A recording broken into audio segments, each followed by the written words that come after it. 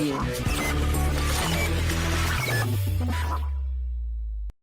Salut à toutes et tous, bienvenue dans cette 7e session Twitch dédiée à l'AZ500, la sécurité dans Azure. Aujourd'hui, on va voir pas mal de sujets liés à la sécurisation des conteneurs, bien entendu, mais aussi comment stocker ses secrets, ses certificats dans ce qu'on appelle un key vault, un coffre de clés, textuellement.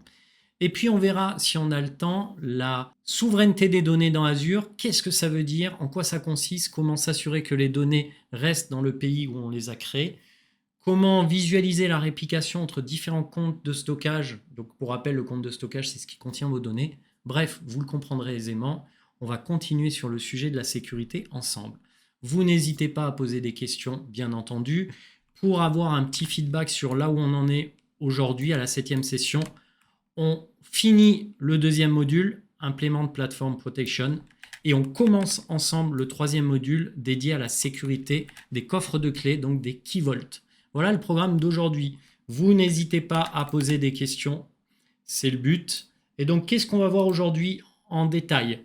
Donc, dans un premier temps, comment sécuriser vos conteneurs dans Azure. Donc, on va parler d'ACI, d'ACR, d'AKS. Vous voyez, tous ces termes, ces trigrammes, c'est très propre la terminologie dans Azure. Donc, on va voir comment sécuriser l'accès à un ACR.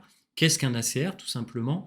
Comment aussi utiliser les ACI, dans quel cas on va les utiliser pour publier nos applications sans avoir besoin de scalabilité. Et puis on terminera sur ce qui est le plus connu, Kubernetes, au travers d'un service qu'on appelle Azure Kubernetes Services dans Azure. Dans la deuxième partie, on travaillera sur les key vaults. On verra qu'un key vault, c'est un coffre de secrets, de clés, de certificats qui peut être protégé par un module qu'on appelle HSM, Hardware Security Module, qui est ni plus ni moins qu'un processeur qui va chiffrer matériellement tous vos secrets. Alors ce processeur, on verra que ça peut être basé sur du Marvell. Alors Marvell, pas Marvel Avenger, mais Marvell, la société, avec 2 L à la fin. Ça peut être aussi basé sur du Thales, du Dassault, etc. Et puis, si on a le temps, on parlera encore une fois de souveraineté des données et de gestion des accès d'un storage account. Voilà le programme d'aujourd'hui qu'on va attaquer directement. Donc, on va attaquer directement par l'ACR. Donc l'ACR dans Azure, je vais un peu zoomer pour que tout le monde ait bien en visu mon écran. Voilà, je pense que ça sera beaucoup plus visible pour tout le monde. D'ailleurs, je ne peux pas zoomer plus. Donc, l'ACR ou même de manière générale la conteneurisation. Je vais commencer par la conteneurisation. Un conteneur, c'est quoi? Un conteneur, c'est une instance de votre applicatif. Cette instance de votre apps, elle est souvent utilisée via un moteur de type Docker derrière. Cette instance de votre apps, elle permet au final d'avoir une application qui est virtualisée et non plus un système d'exploitation avec une application qui est virtualisée. Auparavant, avant la création des Docker, de Kubernetes, etc., qu'est-ce qui se passait quand on voulait avoir un cluster d'applications? Eh ben, on avait en fait un cluster de VM et sur chaque VM, on créait une instance de l'application. Et ça, c'était l'ancien monde. Et puis, il y a quelques années, il y a des ingés de chez Google qui se sont dit, bah, tiens, pourquoi on n'utiliserait pas la conteneurisation mais qu'on ne la scalerait pas en fonction des besoins, et d'où est sorti Kubernetes, une société qui a été créée, etc., et qui concernait justement la scalabilité, l'orchestration de conteneurs Docker derrière un load balancer. Donc les conteneurs, au final, c'est souvent du Docker, on en entend parler, c'est une instance de votre applicatif, et on va les utiliser en ayant plusieurs arguments en tête. D'abord, l'isolation. Typiquement, on va pouvoir isoler l'applicatif du hôte, donc de l'host, de celui qui héberge l'applicatif. Et ça veut dire quoi? Bah, ça veut dire qu'au final, on va instancier une partie d'un système d'exploitation juste nécessaire à l'exécution de votre application, mais qu'un conteneur peut, encore une fois, être instancié sur plusieurs nœuds, et un même nœud peut avoir plusieurs instances de mon conteneur. C'est-à-dire que je vais avoir plusieurs versions de mon conteneur Docker directement sur un même nœud, donc sur une même VM qui est managée par Azure. Donc l'isolation peut être faite au niveau de la machine virtuelle quand on utilise des conteneurs. Un autre point aussi, c'est que on n'a pas besoin d'instancier complètement le système d'exploitation, on va instancier une partie de celui-ci, du système d'exploitation. Et puis, la conteneurisation, c'est utile pour tout ce qui est déploiement. Alors pourquoi je dis tout ce qui est utile à base de déploiement? Parce que vous allez pouvoir déployer des conteneurs individuels en utilisant Docker et une command line. Par exemple, vous allez faire un Docker push pour pusher une image dans un ACR, un Docker tag pour donner une version de cette image dans un ACR. Donc on verra que l'ACR, l'Azure Container Registry, c'est ni plus ni moins qu'une bibliothèque d'images. Mais ce qu'il faut prendre en compte, c'est que le déploiement peut être orchestré via une pipeline CI/CD. Donc on entendra souvent ça. Au final, vous allez créer des pipelines et toutes ces commandes dont je vous ai parlé, Docker push, Docker tag ou même Docker pull ou kubectl apply, en fait, vous allez pouvoir les mettre dans un pipeline qui vont être exécutés en un seul clic. Et donc, au final, la conteneurisation appliquée au modèle DevOps va permettre à un développeur, d'une certaine façon, d'être autonome pour publier son application auprès de ses utilisateurs. Un enjeu aussi quand on fait de la conteneurisation, c'est le stockage. Le stockage qui doit être persistant. Alors concrètement, quand on va instancier votre applicatif, si cet applicatif a besoin de 5 gigaoctets de données pour fonctionner, vous avez bien compris que si à chaque fois que j'instancie votre applicatif, il faut aussi que j'instancie les 5 gigaoctets associés à l'applicatif, et ça va prendre du temps à l'instancier votre applicatif. Le principe, c'est qu'on va pouvoir utiliser un service de type Azure File, dans notre cas, pour avoir un partage réseau de type SMB ou NFS à disposition de mes pods, de mes conteneurs. Donc au final, mes apps, je vais les publier et plutôt que d'avoir pour chaque apps 5 gigaoctets qui vont être instanciés avec l'apps, on va avoir un partage réseau qui contient les 5 gigaoctets et toutes les instances de mes apps vont pointer sur ce même partage réseau SMB ou NFS.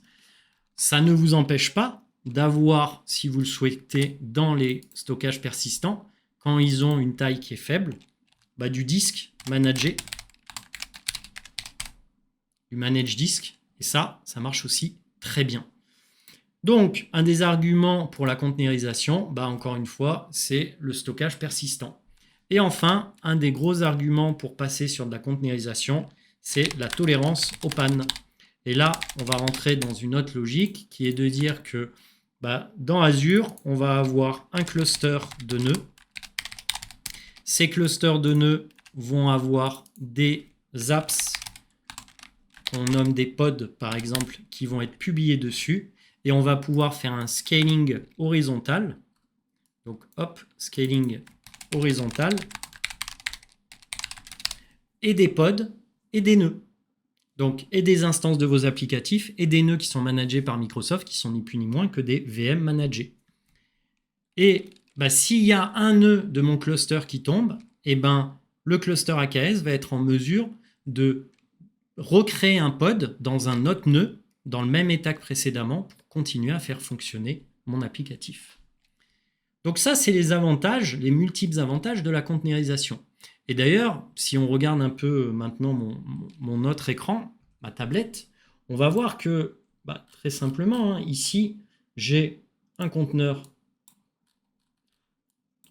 qui va porter mon applicatif, qu'on va appeler dans notre cas app.b, comme vous le voyez. Donc ici, j'ai mon conteneur avec mon applicatif qui s'appelle app.b. Et en fait, cet applicatif, pour pouvoir le publier, il a fallu que j'upload une image.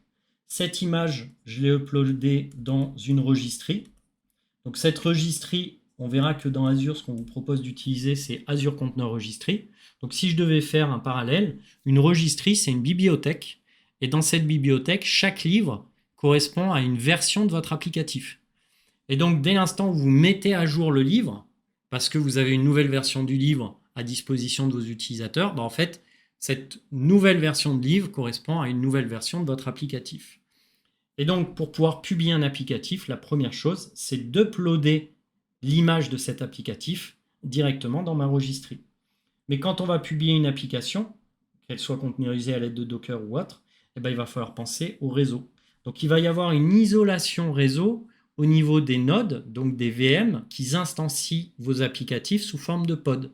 Donc on va avoir un réseau pour le nœud, un réseau pour les nœuds du cluster et un réseau pour les applicatifs qui sont publiés sur ces clusters Kubernetes par exemple.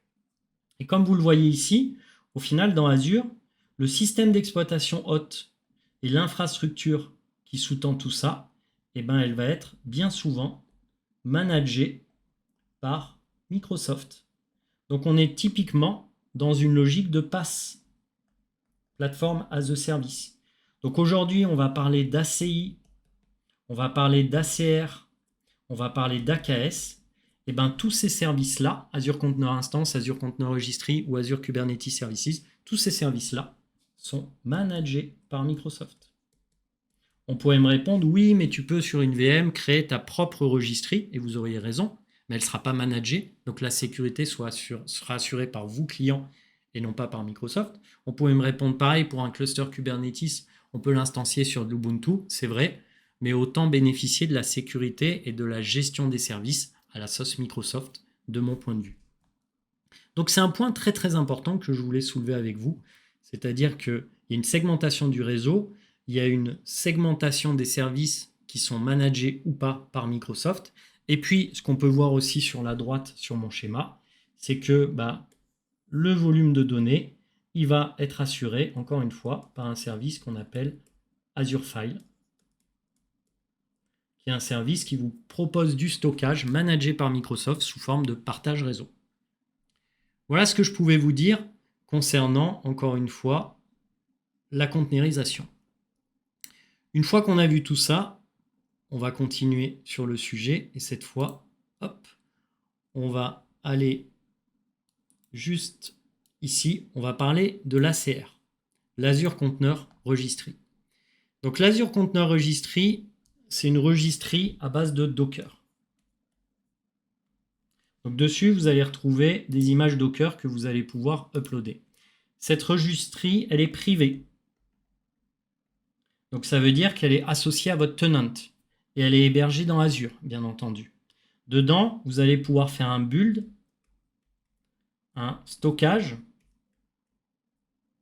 et gérer toutes les images que vous avez au préalable normalement taguées. Alors quand on tag une image, ça veut dire qu'on va donner une version à l'image. Et donc pour pouvoir envoyer une image dans une registry, on va souvent entendre la commande docker push l'image et la registry qu'on pointe, et donc ça va envoyer l'image. Mais avant de faire un docker push, normalement, on fait un docker tag pour donner une version à l'image qu'on va envoyer dans Azure. Tout ça, ça se fait en ligne de commande, pour faire simple, et ça peut être automatisé au travers d'un pipeline. Pour accéder à ma registry, qui est symbolisée par l'ACR, on va utiliser l'Azure Active Directory. Donc là, sans trop rentrer dans les détails, dans l'Azure Active Directory, vous allez avoir ce qu'on appelle un service principal, qui est un compte de service, ou identité managée. Et on verra très vite qu'on va pouvoir assigner des permissions à mes utilisateurs au travers de rôle RBAC, Role Based Access Control. Et tout ce que je viens de vous raconter, la gestion de la registry, peut être automatisée à l'aide d'un service qu'on appelle Azure DevOps. Voilà ce qu'on peut déjà dire très rapidement au niveau de la registry. Cette registry-là, comme c'est un service qui est managé, il est valable en plusieurs versions. C'est-à-dire qu'au moment où vous allez vouloir créer la registry, vous allez devoir choisir sur quel type de registry vous allez travailler. Alors, il y en a 3. Il y a la basique, il y a la standard et il y a la premium. Donc, il faut en choisir une des 3. Alors, pour faire simple, dans la basique, vous allez avoir toutes les fonctions que vous avez globalement dans la standard premium, pratiquement toutes. Mais surtout, vous allez avoir peu de stockage qui va vous être attribué pour gérer vos images. Donc la version basique, c'est plutôt pour du test, mais pas pour de la prod. Dans la version standard, vous allez avoir les mêmes fonctionnalités que dans la basique. Donc l'accès à l'Azure Active Directory, le fait de supprimer des images, le fait d'utiliser des webhooks, par exemple, pour accéder à vos images. Donc on va avoir la même chose en standard, Sauf qu'en plus de ça, on va avoir une augmentation du stockage qui est associé et de la bande passante liée aux images pour y accéder. Et donc concrètement, quand on est sur du standard, on est plutôt sur des scénarios de production. Et dans la version premium, bah, globalement, on va augmenter la volumétrie de stockage qui va stocker vos images, augmenter le nombre d'opérations concurrentes qu'un dev va pouvoir faire pour accéder aux images. Mais en plus de ça, on va pouvoir avoir accès à de la géoréplication. Géoréplication de votre registry. Et alors là, c'est plutôt pratique parce que concrètement, ça va permettre à un ACR d'être répliqué entre plusieurs régions. C'est plutôt pas mal. Et puis surtout, on va pouvoir avoir la possibilité de faire du content trust sur les tags de mes images. Donc en gros, on va pouvoir signer nos images pour s'assurer que les images qui sont publiées et qui vont être utilisées pour exécuter nos applications sont bien celles qu'elles prétendent être et elles n'ont pas été altérées pendant le Docker push ou pendant le stockage. Un dernier point concernant la version premium, c'est que vous avez accès au private endpoint. Donc ça veut dire que vous allez pouvoir accéder à votre registry via une IP privée. Ça ne va pas donner d'IP privée à votre registry, ça va lui permettre d'être accessible depuis une IP privée. Donc ça, c'est un point important. Voilà un peu les différences qu'on peut voir au niveau de la registry. Si maintenant on regarde le portail Azure, dans un groupe de ressources, je vais pouvoir taper conteneur registry. Voilà, il va me le montrer si j'y arrive. Donc c'est un service qui est managé par Microsoft comme vous le voyez. Et quand on est dessus, vous faites un create. Voilà.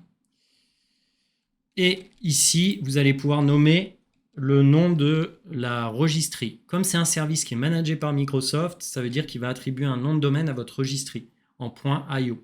Donc ça veut dire que le nom de votre registry va être unique. Donc concrètement, ça veut dire aussi que votre registry va avoir une portée sur Internet puisqu'elle va avoir une IP publique. D'où le fait de choisir une version premium pour y accéder via une IP privée. Donc là, je vais l'appeler ACR Demo PP, Azure Container Registry Demo PP. Je définis une région pour ma registry. Si je choisis Premium, je vais avoir la possibilité de répliquer ma registre entre 3 data centers d'une même région Azure. C'est ce qu'on appelle l'Availability Zone. Et comme j'ai choisi Premium, quand je vais aller dans Networking, regardez, je vais pouvoir privatiser l'accès à ma registry via un private endpoint, donc via une liaison privée. Et donc ça veut dire que ma registry n'aura pas une portée publique. Son accès public sera désactivé. Ça n'enlève pas son IP public, mais ça désactive son accès public et ça lui permet d'être accessible que depuis une IP privée. Un autre point aussi qui est très intéressant et qui nous intéressera beaucoup plus tard concernant le Key Vault, on va avoir la possibilité, comme vous le voyez ici, de stocker la clé, parce qu'il faut savoir que dans une registry, toutes vos images sont chiffrées au repos. Donc ça veut dire que quand vous accédez à une image, automatiquement, il va déchiffrer l'accès à cette image. Et donc cette clé de déchiffrement, par défaut, elle est gérée chez Microsoft. C'est Microsoft qui va la gérer au quotidien. Mais vous pouvez très bien stocker la clé de déchiffrement d'accès à votre Key Vault auprès de votre ACR auprès justement d'un Key Vault, qui est un service qu'on va voir un peu plus tard. Donc pour pouvoir vous authentifier à votre ACR, ici, si on revient sur mon beau schéma que vous adorez, on va avoir une authentification, je vous l'ai dit, à base d'AAD. Cette authentification à base d'AAD, elle va se baser encore une fois sur les droits airback. Donc on a certains droits airback qui sont directement provisionnés par Azure, mais vous pouvez aussi utiliser vos propres droits airback, donc vos propres rôles custom, on appelle ça, pour aller un peu plus finement travailler sur la registry. Les identités, elles sont individuelles, bien entendu. Elles correspondent à des développeurs et des testeurs. Vous avez aussi un mode admin, où là, vous allez pouvoir faire des push, des pulls en tant que développeur ou testeur directement dans l'ACR. Mais il faut savoir que le mode admin en tant qu'identité pour accéder à l'ACR est désactivé par défaut.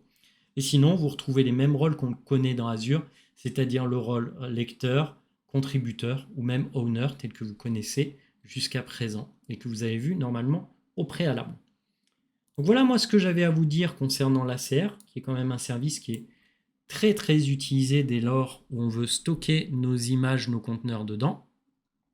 N'oubliez pas, c'est un service qui est managé par Microsoft et dans ce cadre-là, l'authentification à service se fera via un modèle Airback et donc via une identité managée qui va être attribuée.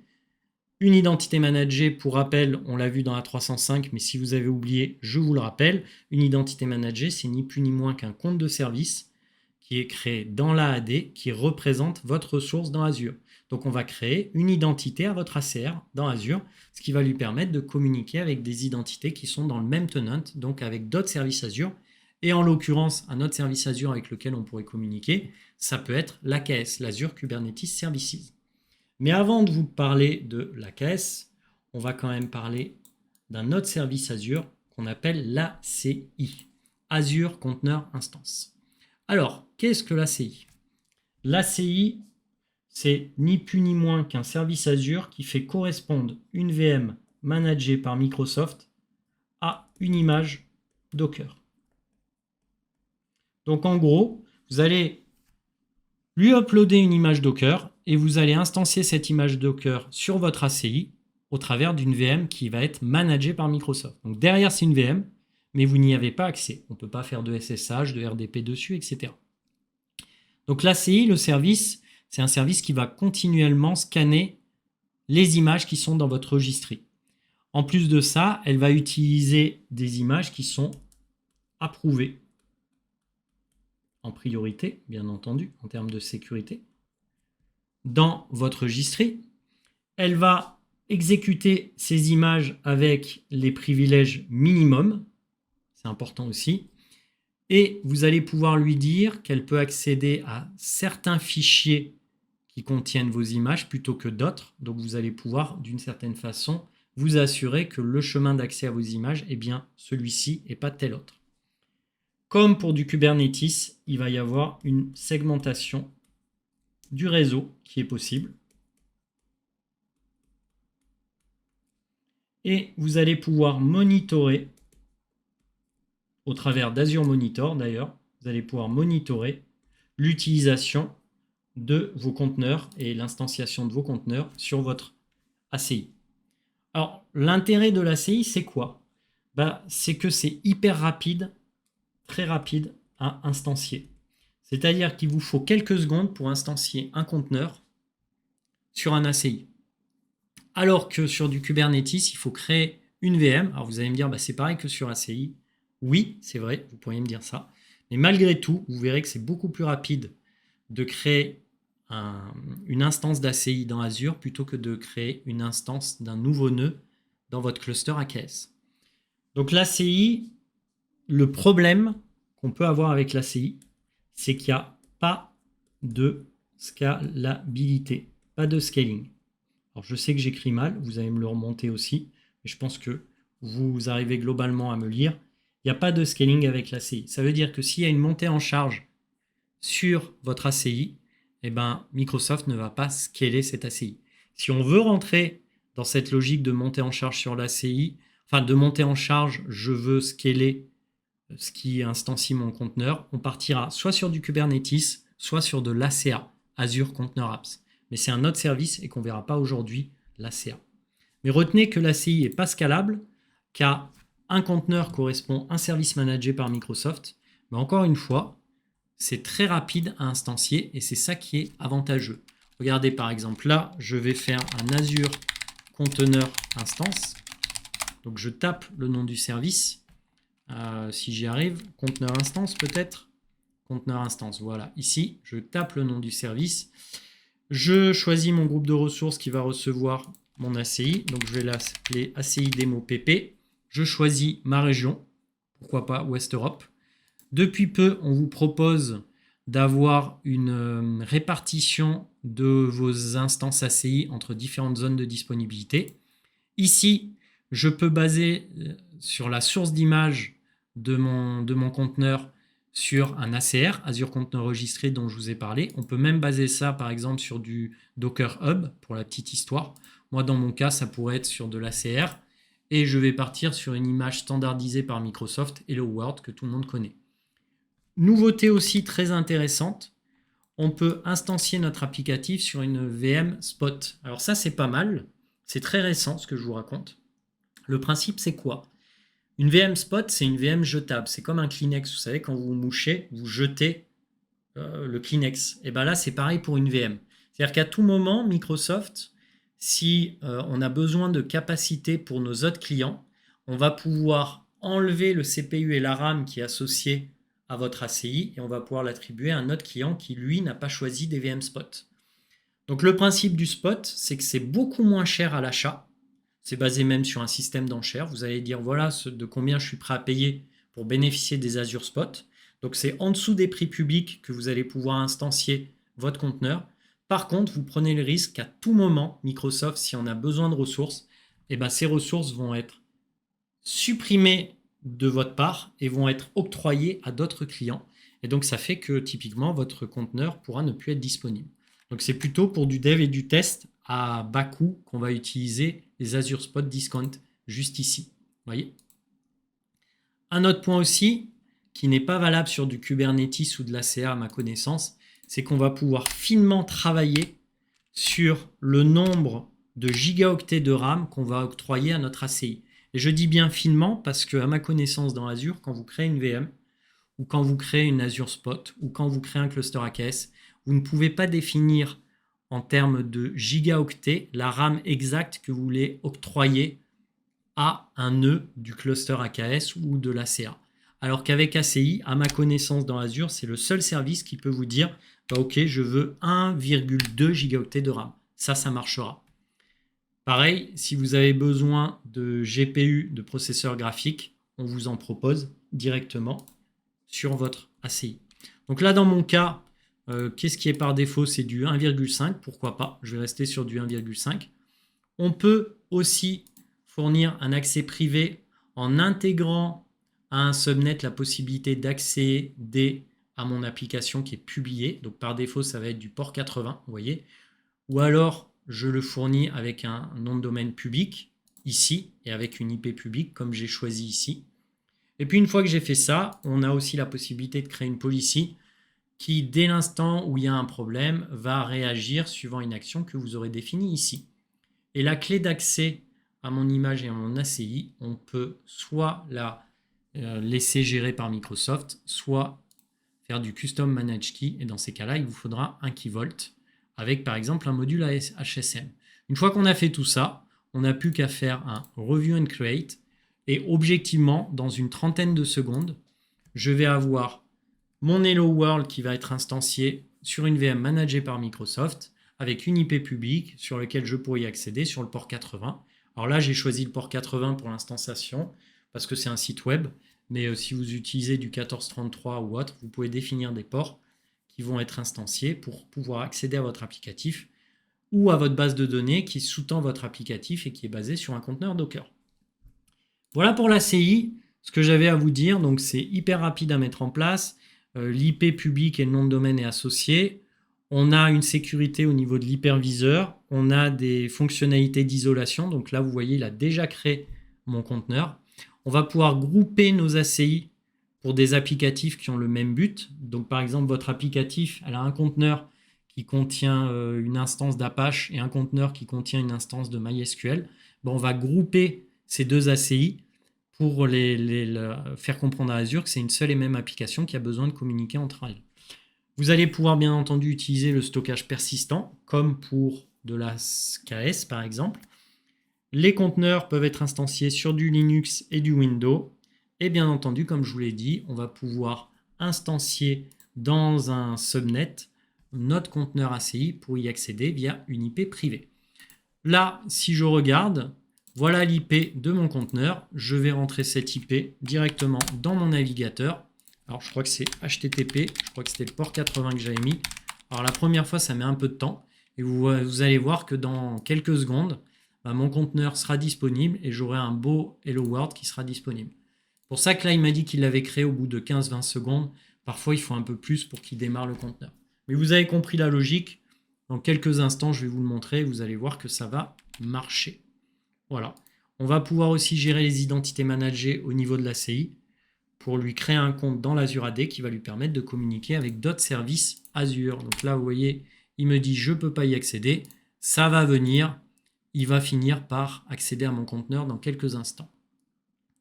Voilà pour la CI.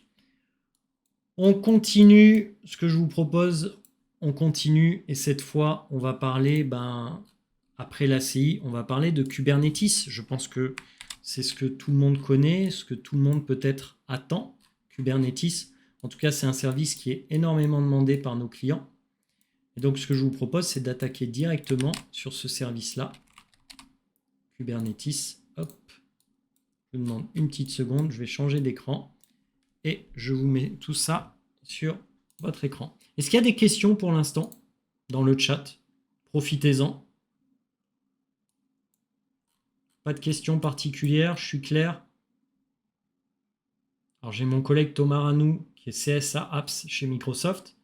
Peut-être que tu as des points à remonter où j'aurais pas été clair. C'est notre expert conteneurisation, expert apps chez MS. Non, pas de point Thomas. Alors juste un point, moi pour le coup, vous voyez, j'ai actualisé la page et on voit bien avec l'IP que je vous ai montré, la 20.103.50.200, on voit bien qu'il a instancié mon conteneur Hello World directement sur mon ACI. Donc si on revient maintenant à la tablette, on va parler cette fois Kubernetes. Donc Kubernetes, c'est un service qui est managé par Microsoft, il est full managed comme c'est marqué. Le gros avantage, c'est qu'il vous permet de scaler vos applicatifs au travers de nœuds. Le Kubernetes a une IP publique. On peut avoir une IP privée en option, il faut le savoir. Et pour accéder à votre cluster Kubernetes, vous allez utiliser les rôles Airback qui sont fournis par Azure ou dans le cas d'un compte de service avec un service principal entre un ACR et un AKS, vous allez bénéficier de l'Azure AD justement pour y accéder et pour créer la communication entre les deux. Un autre point aussi, c'est qu'on peut automatiquement updater mes nœuds en changeant de version du moteur Kubernetes ou updater automatiquement mes applicatifs. Et puis, tout comme pour l'ACI et même pour l'ACA, vous allez pouvoir avoir du stockage persistant qui est disponible sous forme d'Azure File, donc de partage réseau SMB ou NFS. Voilà pour la logique de Kubernetes. Maintenant, si on doit quand même un peu plus résumer tout ce que je viens de vous expliquer, au final, Kubernetes dans Azure, c'est un Azure Load Balancer avec derrière un VMSS. Ce VMSS contient des nœuds qui sont des VM qui sont managés par Microsoft. Et sur chaque nœud, vous allez pouvoir instancier des pods. Et les pods, c'est quoi? C'est des instances de vos applicatifs. Et pour que le cluster Kubernetes instancie des pods, il va devoir communiquer, devinez avec quoi? Avec une registrie ACR qui contient l'image de votre applicatif. Donc, on va l'appeler app1. Donc ici, je barre, je mets app1. Et pour qu'ils communiquent tous les deux, ils vont utiliser un compte de service qu'on appelle un service principal ou une identité managée. Et pour publier votre image sur l'ACR, vous allez faire un Docker tag pour donner une version à votre image et ensuite un Docker push pour envoyer votre image dans l'ACR. Et pour instancier votre applicatif sur votre cluster AKS, vous allez avoir un cube ECTL apply à taper comme commande avec le nom de votre image. Donc vous mettrez le nom de la registrie, / le nom de l'image avec le tag associé pour instancier la bonne version de votre image. Et pour définir les règles de publication de votre image, c'est un fichier YAML qui est représenté ici. Et dans ce fichier YAML, vous allez définir les conditions de publication de votre applicatif, c'est-à-dire les ports d'écoute, par exemple. Vous allez définir les conditions de scalabilité de votre applicatif. Et une fois qu'on sait ça, globalement, vous avez tout compris à comment fonctionne Kubernetes, qui est un service managé chez Microsoft. Donc dans Kubernetes, on a le concept de pool. Donc un pool, c'est quoi? C'est des nœuds qui sont identiques. Et là, VM1, VM2, VM3 font partie, par exemple, du primary pool. Et donc, c'est des VM qui sont managés par Microsoft et qui sont identiques. on a le concept de nœud. Donc un nœud, c'est typiquement VM1 ou VM2, ce sont des nœuds. Les pods, c'est des instances de votre applicatif. Et un pod peut contenir plusieurs conteneurs. Le déploiement, c'est un ou plusieurs pods identiques qui sont gérés par Kubernetes. Et le fichier manifeste, c'est le fameux fichier YAML qui va définir le déploiement, qui va décrire le déploiement pour qu'il soit déployé dans de bonnes conditions dans Kubernetes. Souvent, on entendra parler de Azure Pipeline. C'est pour automatiser toutes les actions de Docker Push, Docker Tag, kubectl apply dont je vous ai parlé. Et puis, on peut quand même parler de notre fameux stockage. Le stockage, il doit être persistant dans une logique Kubernetes. Qui dit stockage persistant dit, encore une fois, de l'Azure File. Cet Azure File, encore une fois, il est en standard, par exemple, si on n'a pas besoin de beaucoup de perf ou en premium. On peut avoir les manage disks, comme je vous ai dit tout à l'heure, pour que vos pods s'appuient chacun sur leurs propres disques qui sont sur les nœuds intégrés à OVM, ou alors, encore une fois, les Azure Files pour avoir un stockage partagé entre les différents pods, puisque vos pods peuvent partager des volumes de stockage communs avec les autres pods d'un même applicatif, par exemple.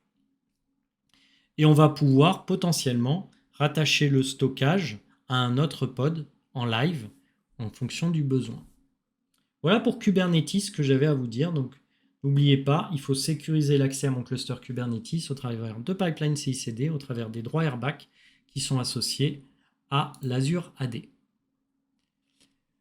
Alors, j'ai une question dans le chat, c'est clair, mais on peut se demander si vraiment AKS simplifie le déploiement de conteneurs alors qu'il demande beaucoup de futurs. Je dirais que c'est une très bonne question, Itacus. AKS, c'est quand même un service qui est très très évolué parce que je ne vous ai pas parlé des ingress controllers, je ne vous ai pas parlé de Kafka, je ne vous ai pas parlé de Prometheus. En fait, c'est un service qui est quand même énormément utilisé et par la communauté et par les entreprises pour scaler vos conteneurs. Donc, il faut vraiment voir AKS comme un service qui va héberger tous vos applicatifs d'entreprise. Le truc, c'est qu'il y a des clients qui n'ont pas besoin de cette complexité dont tu fais part. Et dans ces cas-là, on les orientera plutôt sur de l'ACI s'ils n'ont pas besoin de scalabilité. Et s'ils ont besoin de scalabilité, on les orientera vers de l'ACA, de l'Azure Container Apps, qui est beaucoup plus simple à gérer au quotidien que Kubernetes. Donc c'est vrai, Kubernetes ne simplifie pas le déploiement. En tout cas, avant de simplifier le déploiement, il faut avoir pensé à toutes les étapes dont je vous ai parlé. Il a fallu créer des pools, il a fallu mettre à jour le cluster AKS, définir les règles ingress, les virtual nodes, etc. Et puis après ça, il a fallu aussi créer nos pipelines CI/CD pour déployer dans de bonnes conditions nos apps. Donc oui, je suis assez d'accord avec toi, c'est un produit qui est très complexe, mais c'est aussi un produit qui est très puissant. Dès l'instant où vous l'avez en maîtrise, vous êtes d'une certaine façon les rois du monde concernant le déploiement de vos applicatifs de manière autonome. Mais c'est un bon point, je suis assez d'accord avec toi sur la complexité d'AKS. Je ne vais pas vous faire de démo d'AKS, je ne pense pas que ça soit l'objectif de ce soir. Ce que je préfère faire, c'est continuer avec vous et on va parler d'un nouveau service dans Azure. Si tout le monde est d'accord, on va parler de Key Vault. Et on finira par ça ce soir. Donc l'Azure Key Vault. L'Azure Key Vault, c'est un service qui est managé, comme souvent. Et ce service, il va contenir au final 3 types de données hyper critiques pour vous, clients. Les certificats, comme c'est bien affiché ici, les clés et les secrets. Alors par exemple, pour les certificats, il faut savoir qu'on a une fonction d'auto-renew, ce qui va permettre de définir auprès du Key Vault quand est-ce que vous allez devoir faire un renouvellement automatique de vos certificats pour vos services Azure qui les utilisent. Et d'ailleurs, l'auto-renew, pour la petite histoire, il est valable via des API qui sont disponibles pour du DigiCert comme certificat ou du Global Sign. Et c'est hyper pratique parce que ça évite de se dire « Merde, mon site web ne fonctionne plus et il ne fonctionne plus. Pourquoi ?» Tout simplement parce que mon certificat a expiré. Et donc pour changer ça, je vais vous envoyer le fait de ce petit tutoriel directement dans le chat. Ce tutoriel, vous verrez, va vous permettre d'automatiser le renouvellement d'un certificat au travers, bien entendu, des deux sociétés qui sont GlobalSign ou DigiCert. Et pour info, vous pouvez gérer dans un KeyVault, comme c'est marqué ici, les certificats self-signed, c'est-à-dire auto-signés, juste ici. Vous pouvez aussi gérer dans un KeyVault les certificats auprès de partenaires, comme c'est mentionné. Donc un point très important, dans votre KeyVault, vous pouvez faire de l'auto-renew de certificats, mais que s'ils sont valables et s'ils ont été achetés sur du GlobalSign ou du DigiCert, messieurs, dames. Donc le KeyVault va gérer des certificats, le KeyVault va gérer des clés. Ces clés, vous allez pouvoir aussi les backuper. Et le KeyVault va gérer des secrets qu'on va aussi pouvoir backuper. Donc ça, c'est tout nouveau, tout beau. On peut gérer, bien entendu, le backup de nos clés et de nos certificats. Alors, dans quel cas on va utiliser un KeyVault? En fait, je dirais plutôt, la question à se poser, c'est dans quel cas on ne l'utiliserait pas. D'abord, il faut savoir que le KeyVault, il est basé sur la norme FIPS 140-2 de sécurité, et ça va même jusqu'au level 3 de mémoire. Oui, je suis à peu près sûr de moi, ça va du level 3 quand vous avez un module HSM, Hardware Security Module. Donc le module HSM, c'est vraiment un processeur matériel qui va chiffrer vos certificats, vos clés, etc. matériellement. Donc là, Microsoft ne pourra jamais y avoir accès. Mais le module HSM est disponible que dans la version premium des KeyVault. Dans la version standard, c'est un chiffrement logiciel qui est proposé. Vous allez pouvoir créer et importer vos clés de chiffrement en quelques minutes. Les KeyVault ont une latence d'accès qui est très faible, mais c'est quand même un service qui est monorégion, c'est-à-dire quand vous le créez, vous allez le créer dans une région particulière. Et vos applications dans le KeyVault n'auront jamais directement accès aux clés. En fait, elles vont interroger le KeyVault en tant qu'application trustée en fonction de droits que vous allez définir à l'application sur le KeyVault. Donc votre application va avoir une identité dans la AD. Le KeyVault va avoir des permissions qui lui sont attribuées par rapport à votre identité dans la AD qui représente votre application. Et ça va permettre à votre application d'interroger le KeyVault en fonction de droits airbags bien spécifiques sans jamais avoir accès directement au secret dans le KeyVault. Pour les certificats, bien entendu, vous avez du SSL TLS qui est très utilisé. Au niveau du KeyVault, donc, je vous ai dit qu'il y avait deux versions. Alors, le KeyVault, il a toujours un nom de domaine en vault.azure.net. Et maintenant, dans la dernière version, quand vous avez le module HSM, c'est manage hsm.azure.net. C'est presque pareil. Je sais, vous allez encore me tuer sur l'écriture, mais je fais ce que je peux. Donc, le nom de domaine, on a perdu mon tableau. Merci. C'est là. Le nom de domaine, donc c'est du vol.azure.net ou dans la version HSM, du manage hsm.azure.net. Merci beaucoup. J'ai zappé, ça m'arrive des fois. Au niveau des clés, ce que vous allez pouvoir stocker comme clé, d'ailleurs, c'est un point. Vous allez pouvoir stocker des clés, par exemple RSA, ou des clés qu'on appelle je crois que c'est des elliptic elliptic curve key. Donc c'est des EC. Vous allez pouvoir gérer les deux sur HSM ou sans HSM. Donc soit vos clés elles sont protégées au niveau software, au niveau logiciel, que ça soit du RSA ou du EC, soit elles sont protégées au niveau d'un module HSM. Et donc quand vous allez stocker vos clés dans un module HSM managé par Microsoft, vous allez avoir du 140-2 en level 3 en termes de compliance de sécurité. Il faut savoir que tous les secrets dans un KeyVault sont chiffrés. Encore une fois, tous les secrets chiffrés le sont soit avec du HSM, soit avec du software. Mais dans tous les cas de figure, vous êtes au minimum FIPS 140-2 compliant. Le chiffrement est au repos. Ça veut dire qu'il est transparent.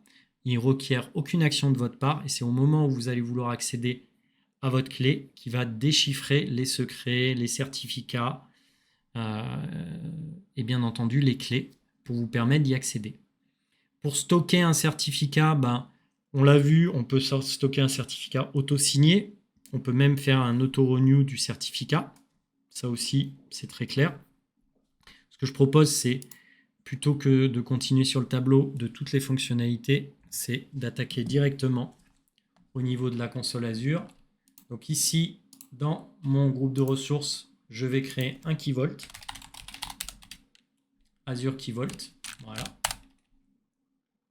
Ici, donc, au niveau de la protection inhérente au Key Vault, la première chose à connaître, c'est ce qu'on appelle le soft delete. Alors, le soft delete, c'est quoi? Ça veut dire qu'il va y avoir une corbeille qui va être utilisée pendant, par défaut, 90 jours, qui va faire que quand vous allez supprimer des clés, des chiffres, des certificats, etc., et ben ça va être dans la corbeille et vous allez pouvoir restaurer ça pendant jusqu'à 90 jours par défaut. Il faut savoir aussi qu'il y a une protection contre la purge. Donc, qui fait que, quoi qu'il arrive, vous ne pourrez pas purger votre Key Vault et les secrets qui le contiennent avant, encore une fois, un temps prédéfini. Alors, sachant que la purge, par défaut, elle n'est pas activée, mais vous ne pouvez l'activer que quand le soft delete est activé. Et comme maintenant, le soft delete est activé par défaut, et ben c'est à vous de manuellement forcer la protection purge pendant la période de rétention de 90 jours qui est utilisée pour le soft delete. Ensuite, votre Key Vault, comme c'est un service managé, son nom doit être unique. Si je tape par exemple AKV comme Azure Key Vault, il ne faut pas rêver, il y a d'autres clients qui ont déjà utilisé ce nom, donc il va me dire non, tu ne peux pas l'utiliser. Par contre, si je tape AKV démo PP 69 comme mon département, là ça marche. On retrouve le fait dans la version premium d'avoir un chiffrement au niveau d'un module HSM qui est disponible si vous le souhaitez, mais c'est plus cher. Et puis après, vous allez pouvoir définir comment vous accédez au Key Vault. Donc, soit vous accédez au Key Vault via un compte AAD et via des droits airbag contributeurs reader que vous aurez définis au préalable, soit vous utilisez ce qu'on appelle la Vault Policy. Donc ça, c'est l'ancienne façon d'accéder à un Key Vault, mais qui reste encore disponible. Et là, vous allez pouvoir finement, pour chaque catégorie, clé, secret, certificat, définir est-ce que j'ai le droit de purger, est-ce que j'ai le droit de lister, est-ce que j'ai le droit de lire, est-ce que j'ai le droit de faire un write, un delete, etc. de tous ces secrets stockés dans mon Key Vault. Ça, c'est très important. Je vous l'ai montré d'ailleurs il y a quelques semaines quand j'ai fait la session sur du BitLocker. Par exemple, ici, vous allez pouvoir stocker vos clés de déchiffrement BitLocker ou DMCrypt directement dans le Key Vault, ce qui va vous permettre de gérer les clés d'accès à vos disques managés, chiffrés, encore une fois, par Azure et managés dans le Key Vault. Un autre point intéressant, c'est ça que j'aime pas mal utiliser, c'est ces deux fonctionnalités-là, pardon. En gros, le principe, c'est que dans Azure, celui qui déploie une ressource n'est pas celui forcément qui va la manager au quotidien. C'est-à-dire que je peux avoir comme rôle dans mon entreprise de déploiement de mes ressources, mais ça ne veut pas dire que j'administrerai mes ressources après les avoir déployées. Typiquement, je suis administrateur système. Et ben, je vais devoir accéder à la VM, donc avoir des identifiants pour accéder à la VM, mais ça ne sera pas forcément moi qui aura créé la VM au quotidien, au départ. Et donc, le principe de ces deux ressources-là, ces deux façons d'accéder à mon Key Vault-là, ça veut dire quoi? Ça veut dire que concrètement, celui qui crée une ressource ne connaîtra pas les identifiants et mots de passe d'accès à cette ressource. Ça sera l'administrateur, donc moi en l'occurrence, qui via le Key Vault interrogera le Key Vault pour récupérer le login et password pour accéder par exemple à ma VM dans Azure. Et au moment de la création de la VM, en fait, celui qui crée la ressource fera référence au Key Vault pour que la ressource soit créée avec des informations qui sont stockées dans le Key Vault. Il ne fera que référence au Key Vault. Il n'accédera pas aux secrets et mots de passe stockés dans le Key Vault. Donc ça, c'est un concept très important. J'espère que je l'ai bien expliqué. Je ne suis pas sûr d'avoir bien expliqué, mais il faut vraiment l'appréhender. Dans Azure, grâce au Key Vault, celui qui crée une ressource n'est pas forcément celui qui va l'administrer au quotidien.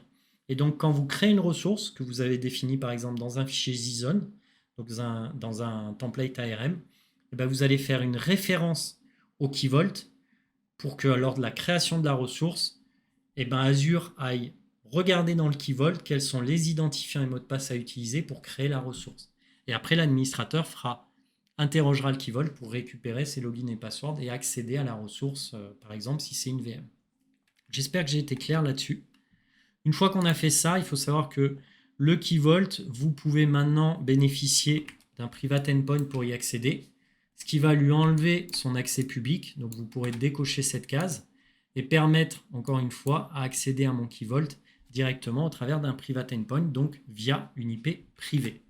Une fois que vous avez choisi la portée d'utilisation de votre Key Vault, vous faites un review and create et quelques instants plus tard, mon Key Vault va être créé avec le soft delete associé, avec la purge protection qui lui est associée là aussi.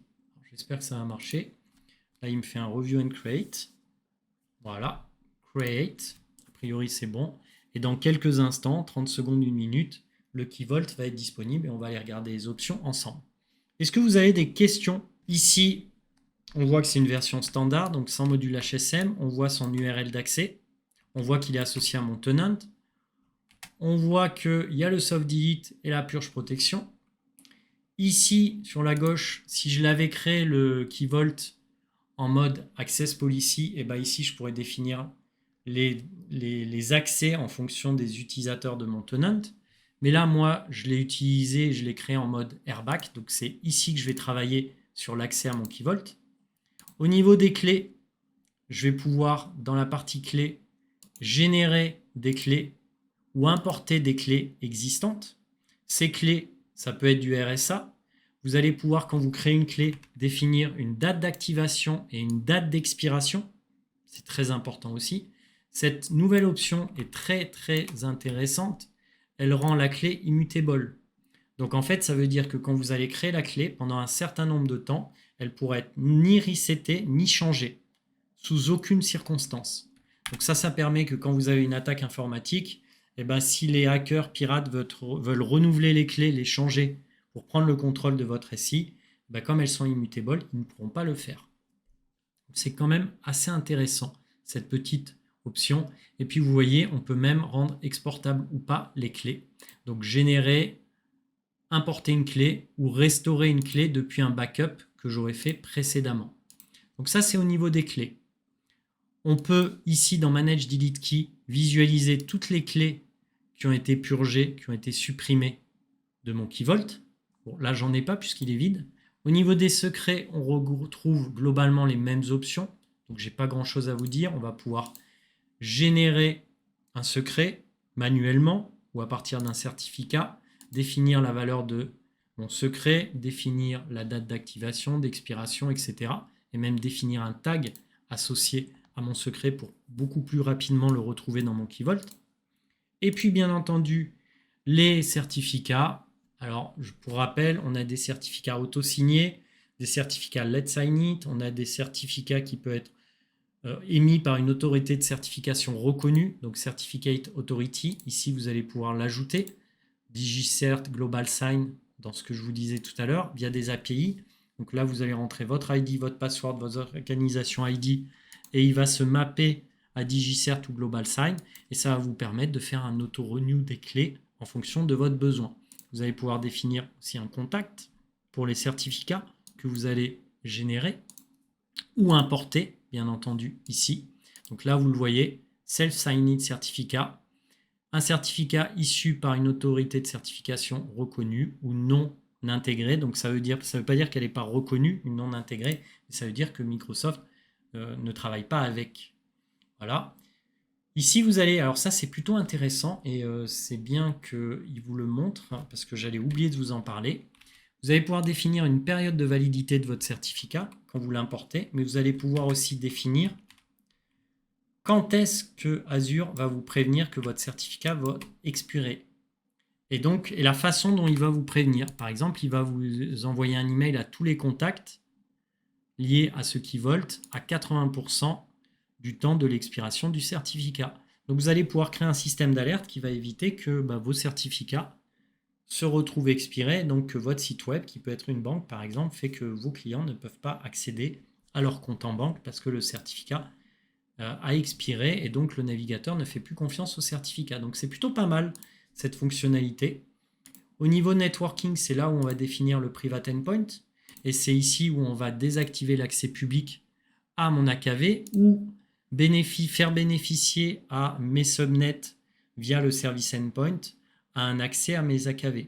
Donc ça, on l'a vu, ce que c'était un private endpoint et un service endpoint. Donc là, on est dans l'interface service endpoint qui est gratuite, soit dit en passant. L'utilisation d'un key vault via un service endpoint est gratuite, alors que pour un private endpoint, même si le coût est très faible, ça vous donne quand même accès via une IP privée à votre service pass, contrairement au service endpoint, qui lui ne vous le permettra pas.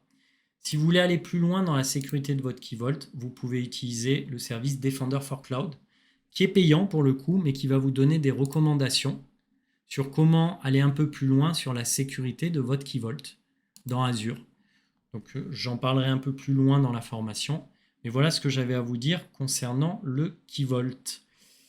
Alors j'ai une question d'Itacus, quelle est la meilleure pratique? Choisir des instances plus puissantes et en allouer moins en tout temps, ou avoir des instances moins puissantes mais en avoir plus en tout temps, ou bien les deux? L'idéal c'est d'avoir les deux. C'est d'avoir Itacus, alors là tu parles je pense de Kubernetes par exemple. L'idéal c'est d'avoir des instances qui sont tout le temps allumées, à la bonne taille, donc à la taille qui correspond à 90% du temps, et d'utiliser ce qu'on appelle les ACI avec ton cluster AKS lorsqu'il y a des montées en charge soudaines. C'est ce qu'on appelle du burst ACI. C'est-à-dire que AKS peut travailler avec le service ACI pour que quand tu as des montées en charge soudaines, on va instancier rapidement des ACI pour supporter la montée en charge, tout en ayant bien entendu la possibilité d'utiliser pendant le moment où il instancie vos ACI, de créer des nouvelles instances de nœuds dans votre cluster AKS pour continuer à travailler plus sereinement au quotidien.